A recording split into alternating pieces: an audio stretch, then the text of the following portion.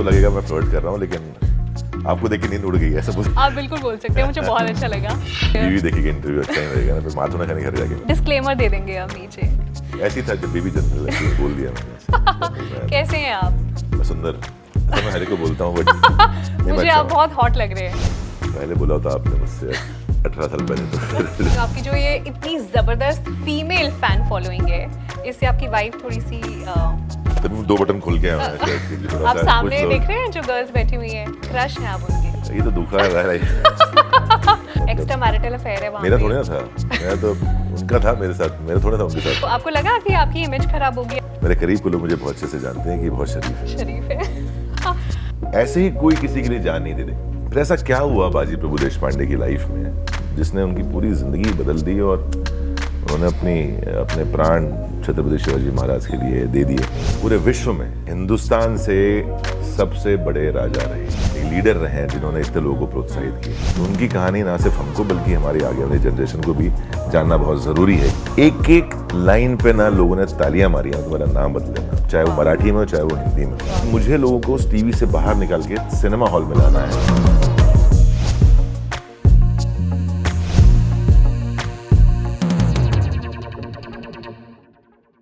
स्वागत है आप सभी का। आप देख रहे हैं पंजाब केसरी नवोदय टाइम्स और आज का इंटरव्यू मेरे लिए बहुत डिफिकल्ट है बिकॉज जो आज हमारे सेलिब्रिटी गेस्ट हैं वो लाखों दिलों की धड़कन तो है, पर खास तौर पे मेरे भी बहुत ज़्यादा फेवरेट हैं। फीमेल फैन फॉलोइंग इनकी ज़बरदस्त है। आप इन्हें टेलीविजन पे देखें, वेब सीरीज़ में देखें या मूवीज़ में देखें, इनकी परफॉर्मेंस को आप मिस नहीं कर सकते। इम्प्रेस होना गारंटीड है। मैं बात कर रही हूँ शरद केलकर की। आज बहुत बहुत स्वागत है आपका पंजाब केसरी नवोदय टाइम्स में। Thank you.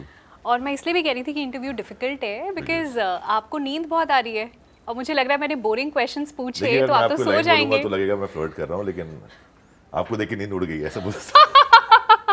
आप बिल्कुल बोल सकते हैं, मुझे बहुत अच्छा लगा। और बीवी देखेगी इंटरव्यू अच्छा ही रहेगा ना, फिर माथू ना खाने घर जाके। डिस्क्लेमर दे देंगे आप नीचे। ऐसी था जब बीवी जनरल बोल दिया मैंने। कैसे हैं आप? मैं सुंदर, ऐसा मैं हर एक को बोलता हूँ बट मुझे आप बहुत हॉट लग रहे हैं।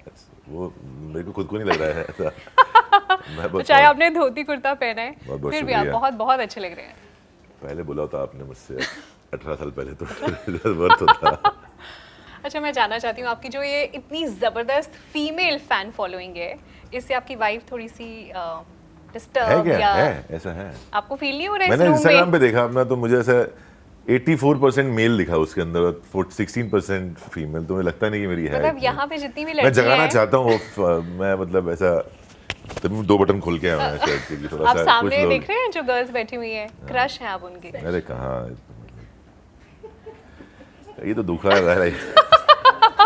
चलिए, आई थिंक काफी एम्बैरेस कर दिया। बात करते हैं मूवी की, हर हर महादेव। तो इस किरदार के बारे में बताइए, इस मूवी के बारे में बताइए कि हम ये मूवी क्यों देखें। देखिए, मैंने पहले भी ऐसा कहा कि हम सब जो नॉर्थ में रहते हैं या कहीं साउथ में हैं या कहीं अपार्ट फ्रॉम महाराष्ट्र, हर जगह हिस्ट्री के चैप्टर में छत्रपति शिवाजी महाराज का एक चैप्टर होता है। सबने सुना है, आपने जानते कोई नहीं है, ज्यादा नहीं जानते। मैं चाहता हूँ कि इस दुनिया में एक ऐसा राजा जो इतना सोच में इतना बड़ा, अपने कर्मों में इतना बड़ा, जिसके बारे में लोग नहीं जानते हैं। तो हम चाहते हैं कि हर हर महादेव के माध्यम से लोग छत्रपति शिवाजी महाराज को जानें, उनके बारे में समझें, उनके विचारों को जानें और ये समझें कि वो पूरे विश्व में हिंदुस्तान से सबसे बड़े राजा रहे हैं, सबसे बड़े एक लीडर रहे हैं जिन्होंने इतने लोगों को प्रोत्साहित किया।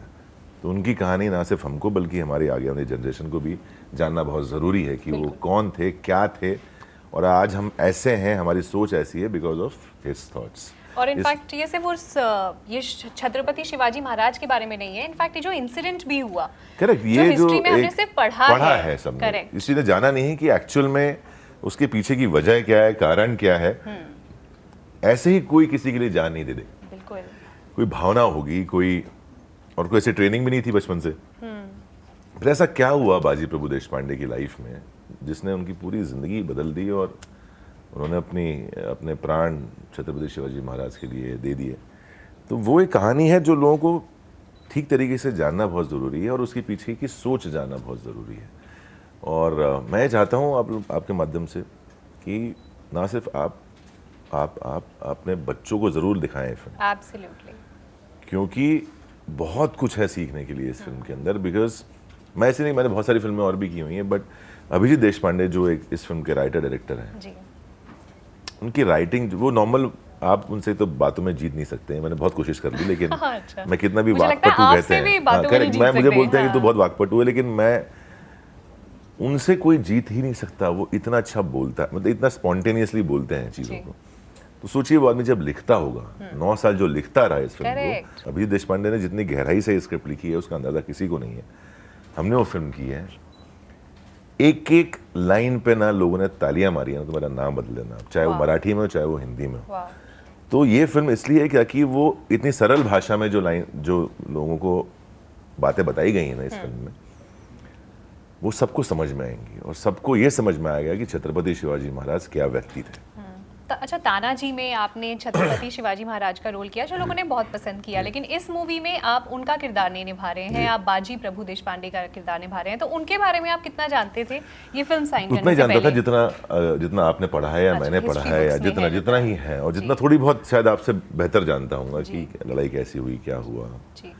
बट जब अभिजीत देशपांडे जी ने मुझे एक कहानी सुनाई, पहले तो आपको थोड़ा अलग भी लगा होगा कि वो हाँ, आपको तो एक छत्रपति शिवाजी हाँ, महाराज एक इंसान का आता है मेरे character पास ही- में आफ्टर तानाजी और बोलता है हाँ। कि मुझे उम्मीद थी कि वो ये बोलेंगे कि मेरी फिल्म में छत्रपति शिवाजी महाराज की भूमिका करोगे क्या। Correct. उन्होंने मुझे बाजी प्रभु देशपांडे जी की भूमिका करने के लिए कहा, he was very clear about his thoughts. उसको कोई दो राय नहीं थी कि यार ये करेगा या वो करेगा, ऐसा कुछ नहीं। अच्छा। स्ट्रेट एक ही लाइन में बोला, और मैं बड़ा उससे मुझे बड़ा अच्छा लगा कि यार ये अलग सोच का आदमी है। फिर मैंने कहा यार एक काम करिए, सो जनरली एक्टर बोलते हैं can you send me this, मतलब ऐसा नहीं बोला मैंने, बट मैंने कहा यार एक स्क्रिप्ट भेजो मेरे पास में। हाँ। वो तो है नहीं। मैंने क्या मतलब वो तो है नहीं? हाँ। है ही नहीं स्क्रिप्ट, तो मैं क्या करूँ? मैंने कहा स्क्रिप्ट नहीं है, पिक्चर कैसे करेंगे? मुझे सुनाऊंगा तो पिक्चर में। मैंने ठीक है सुनाओ यार। फिर वो मुझे कई दिनों तक वो स्क्रिप्ट के छोटे छोटे छोटे छोटे सीन करके सुनाते रहे। और एक बहुत अच्छी चीज़ बोली उन्होंने कि जब भी हम पूरी स्क्रिप्ट पढ़ लेते हैं ना कहीं हम अपना एक नोशन बना लेते हैं स्क्रिप्ट के बारे में। बोले कि शरद तूने आज तक जितना काम किया है बहुत अच्छा किया है, अलग अलग शेड्स किए हैं, अलग अलग चीज़ें की हैं, बट मुझे तेरे अंदर से वो निकालना है जो शायद किसी ने नहीं निकाला आज तक। मैं क्या है भैया ऐसा? बोला है तेरे अंदर कुछ, वो मुझे निकालना है, और अगर मैं तुझे पूरी कहानी पूरी स्क्रिप्ट दे दूंगा तो शायद वो नहीं निकलेगा। हम सीन बाय सीन करते हैं। ओके। तो लिटरली ये पहली फिल्म है मेरी ज़िंदगी की जहाँ मैंने एक एक सीन के थ्रू वो फिल्म जी है। सो कितनी देर में, कितने दिनों के बाद, कितनी तो स्क्रिप्ट मुझे- सुनने के बाद आपको था कि नहीं, मैं तो पहले नहीं रेडी अच्छा, था। पहले जब दिन इस ही, आदमी का ओके। विजन इतना क्लियर है, बट एक चीज़ मैंने पूछी थी उससे हमेशा, मैं हमेशा बहुत शिकायत थी मुझे इसकी, being a Maharashtrian, being in from the same industry. मैंने एक फिल्म की थी 2013 में, लय भारी करके, रितेश देशमुख जी और मैं थे उसमें, और सुपर डुपर हिट थी फिल्म, मराठी की बहुत बड़ी हिट में से एक है। उसकी वजह भी बहुत सही थी, कहानी एंटरटेनिंग थी, प्लस जो स्केल था फिल्म का, निशिकांत कामत जी ने डायरेक्ट की थी, जो प्राइमरीली बाद में हिंदी फिल्में कहने लगे, फोर्स और ऐसी फिल्म दृश्यम उन्होंने की है। तो कहीं ना कहीं मुझे एक चीज़ दिखाई दी कि स्केल है, बड़ी फिल्म है, दिख रही है बड़ी, गाने बड़े हैं सब। तो लोग जब हम थिएटर में देखने आते थे ना, एक विजिट होती है, तो लोग बड़े एंटरटेन होते थे फिल्म में कि एक्शन बड़ा है, सब अच्छा है। उसके बाद से मुझे देखने को मिला नहीं ज़्यादा ऐसा कुछ, Okay. पता नहीं क्यों।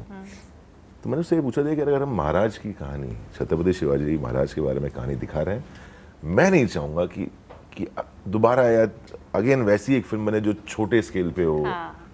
छोटे छोटे सेट्स, छोटा छोटा, सिर्फ आप कंटेंट पे बिलीव कर रहे हो।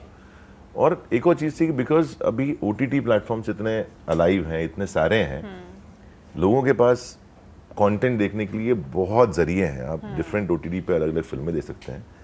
मैंने अगर मुझे ये दें तो मैं किसी भी टीवी में खोल के मुझे लोगों को उस टीवी से बाहर निकाल के सिनेमा हॉल में लाना है, तो क्या तुम एक ऐसी फिल्म बना सकते हो जिसका ट्रेलर देख के लोग थिएटर में भागते हुए आए कि ये फिल्म हमें थिएटर में देखनी है?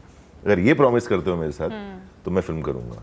तो सुनील फड़तरे जो हमारे प्रोड्यूसर हैं, काफ़ी रिनाउंड प्रोड्यूसर हैं, वो और अभिजीत दोनों ने कहा नहीं, हम पूरी कोशिश करेंगे कि ये फिल्म ऐसी बने कि लोग, मतलब ब्लैक की टिकट तो गड़बड़ हो गई, ब्लैक की टिकट लेके लोग फिल्म देखने आए।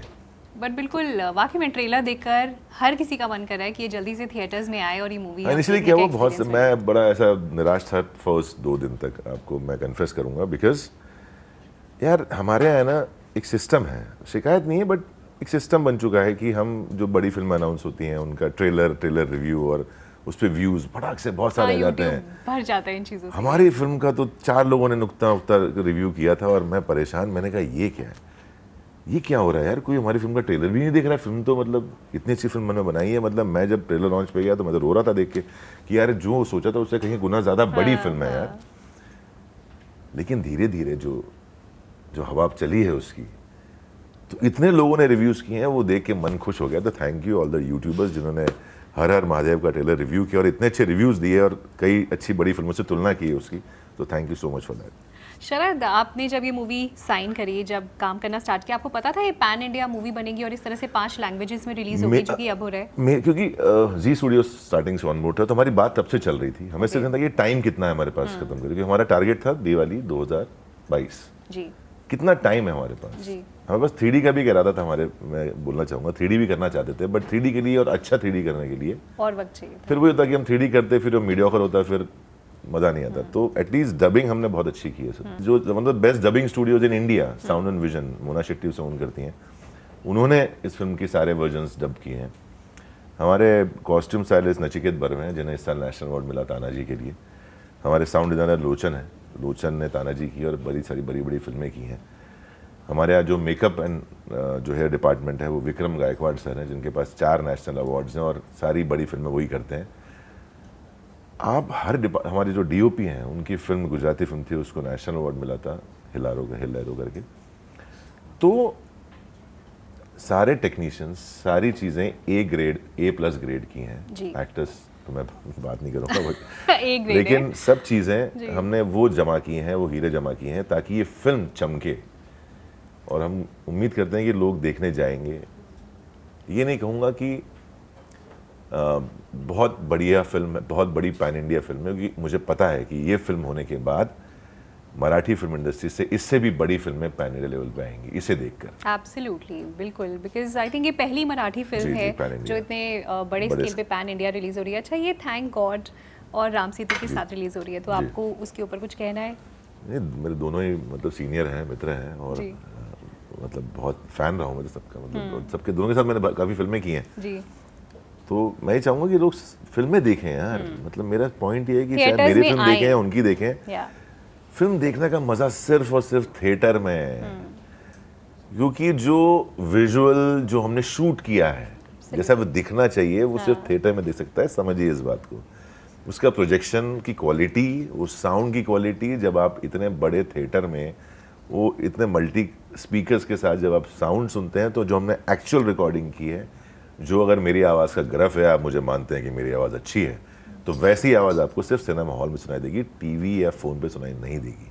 अब आप देखिए एवेटार आएगी और आप टीवी पे देखोगे, कैसी लगेगी आप? बिल्कुल नहीं। हाँ, समझ रहे मेरी बात? तो वो फिल्मों को समझना पड़ेगा। फिल्म प्रेमी है तो फिल्मों को समझना सीखिए कि ये फिल्म क्यों बनाई है। तो हमारी फिल्म जो है, हमने वो सारी क्वालिटीज़ रखी हैं जो आपको सिनेमा हॉल तक लेके जाएगी। एब्सोल्युटली। अच्छा, एज सिनेमा लवर आपको किस तरह की फिल्म देखना पसंद है? मैं जानना चाहती हूँ। मैं लिखता बड़ा सीरियस हूँ, लेकिन मैं सिर्फ एक्शन, एडवेंचर और कॉमेडी फिल्में देखता हूँ। सो आपकी कोई फेवरेट आप नाम लेना चाहेंगे? मैं मतलब एंड गेम मैंने कम से कम 25 बार देखी होगी अभी तक। हाँ, मैं मतलब अभी स्पाइडरमैन देख ली मैंने बहुत बार। फिर मैं अंधाधुन अपना कम से कम 100 बार देख चुका हूँ आई थिंक अभी तक। हेरा फेरी देख चुका हूँ मैं। वाओ, आई लव हेरा फेरी। मैं ऐसी फिल्में बहुत देखता हूँ क्योंकि जिंदगी में इतना स्ट्रेस है ना। सो जितने आप सीरियस दिखते हैं फिल्मों में, आप रियल लाइफ में ऐसे नहीं है। मुझे चुप कराना पड़ता है लोगों को कि चुप हो जा बेटा। अभी अब तो खैर आप फैमिली मैन है। बिल्कुल। पर फैमिली मैन में जो आपने रोल किया वो तो कुछ अलग ही था। बिल्कुल नहीं था मेरा। अच्छा है कोई मतलब एक्स्ट्रा मैरिटल अफेयर है वहाँ मेरा थोड़ा ना था। मैं तो उनका था मेरे साथ, मेरा थोड़ा था उनके साथ था। पर जो इमेज है उससे हटके था ना फैमिली मैन का कैरेक्टर, है ना? सो यू वर सारे काम मैं बाहर कर लेता हूँ, मतलब ऑन स्क्रीन कर लेता हूँ, फिर बाद घर में ठीक रहता हूँ। हाँ, सो आपको लगा कि आपकी इमेज खराब होगी आप इस तरह के कुछ किरदार करेंगे तो? नहीं, मेरी ऑडियंस समझदार है, जो देखती है उन्हें पता है कि एक्टिंग कर रहा है ये।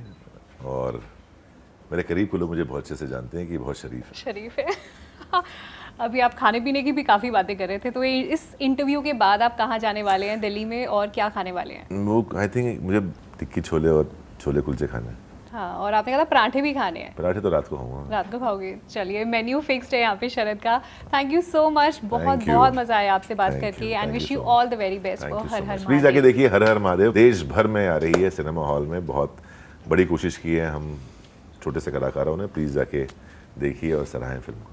तो ये थी बातचीत शरद केलकर के साथ। हमें बहुत मजा आया इनसे बात करने में और आप भी इनकी मूवी हर हर महादेव जरूर जाके थिएटर में देखिएगा। बहुत बहुत शुक्रिया।